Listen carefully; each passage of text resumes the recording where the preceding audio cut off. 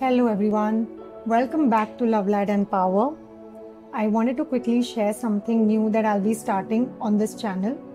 Along with the pick a card readings that I usually post here, I'm now also beginning a series where we'll study the tarot cards one by one. We'll go deeper into each card, look at its symbolism, meaning, and also explore the astrological connections where they apply. This is something I've personally felt guided to do because tarot and astrology are both such vast subjects, and I thought it would be nice to build a collection of videos that anyone can come back to as a reference or as part of their own learning journey. So from now on, along with the readings, parallelly you'll also see these in-depth study videos showing up on the channel. My hope is that over time we'll have a complete library here that you can use whenever you want to go deeper into your understanding of tarot and astrology. I'm really looking forward to this new edition and I hope you'll enjoy it too. So let's deep dive into the very first card of the tarot deck. We are looking at first the major arcana. So the very first card is the Fool card. So let's try and understand this card. I always feel that the Fool card is one of the most misunderstood cards in the tarot deck. Whether you're, totally new to tarot or you're deep in your spiritual practice, the Fool has something powerful to teach us. What if the moment you feel lost is actually the moment your soul is waking up? Let's break this down. Symbolism, we'll take a look at the astrology, the esoteric, Hindu, Eastern philosophical version, and how to read this card upright and reversed.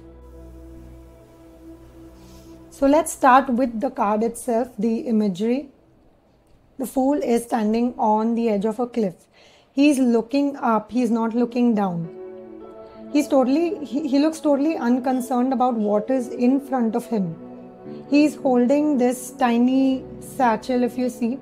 This is his soul's toolkit and a white rose of purity. Now if you look at his heels, there is a white dog, which you can signify is the instinct or protection, or maybe even the part of him that wants to stay safe. Behind him, if you see, the sun is shining bright and he doesn't even notice it, but it's there. This, according to me, is like divine guidance, which is always present, which is guiding him. This imagery is very simple, but it is symbolic because he hasn't fallen yet. He's choosing to leap. He is not clueless. He's spiritually free. So in the tarot, he is card number 0, which is not the beginning or the end, but the space in between. A symbol of pure potential before identity, before fear. Now let's go deeper. In the mystical sense, the Fool is the soul before incarnation. In Hindu philosophy, this is the Jivatma, the individual soul stepping into Maya or illusion. So he's leaving divine unity and we can say he's entering duality. He's forgetting his true nature so he can remember it again through, experiencing this world, this life.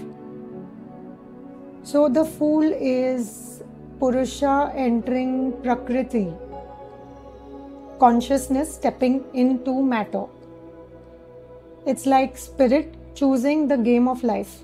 It's the moment the soul says, I'm ready to evolve, even if it means falling. So now astrologically, the Fool is ruled by the planet Uranus, which is the planet of rebellion, freedom, and sudden awakening. Uranus energy is chaotic. It breaks rules, but always with purpose. It says, that you've outgrown this, but it's time to leap. Now, in Vedic terms, the Fool feels to me a lot like the planet Rahu, which is the north node of the moon, which is known as the cosmic disruptor. Rahu pulls you toward the experience that shake your soul awake. So the Fool's element is air, not just thought, but even prana, the sacred breath, the very force that animates life. So when this card shows up, it's asking, where are you being invited to take a leap? even if it makes no sense. Now we'll take a look at the upright versus the reversed meanings as well. Now, when it's upright, the Fool means new beginnings, trusting the unknown, soul-guided leaps. It can also mean innocence, wonder, potential, saying yes to something that excites your spirit.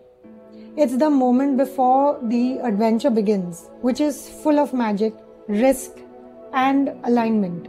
Now, when you look at it reversed, it can mean fear of taking that leap.